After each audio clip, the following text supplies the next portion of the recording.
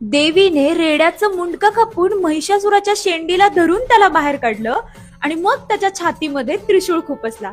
हे चित्र आपल्याला दिसतं तुळजापूरच्या भवानी देवीच्या मूर्तीवर. अष्टभुजा महिषासूर मर्दिनी असं तिचं रूप आहे. मूर्ती गंडकी शिळेची असून ती चलमूर्ती आहे जी वर्षातून 3 वेळा झोपते. उजव्या हातामध्ये चक्र, बाण, कट्यार, त्रिशूळ तर डाव्या हातामध्ये शंख, धनुष्य, परडी आणि महिषासुराची शेंडी आहे. गळ्यामध्ये कंठ, हातामध्ये वाकी आणि बाजूबंद आहे. 8ही हातामध्ये कडे आणि बांगडे आहेत. पायात तोडे आणि पैंजण तर कमरेला कमरपट्टा आहे. कानामध्ये कुंडल, डोक्यावरती मुकुट आणि त्यावर शिवलिंग आहे. पाठीवर बाणांचा भाता आहे. कपाळावरती तिने त्रिपुंड धारण केलंय. उजव्या पायाजवळ मार्कंडेय ऋषी हात जोडून बसले तर त्यांच्यावर सिंह आहे.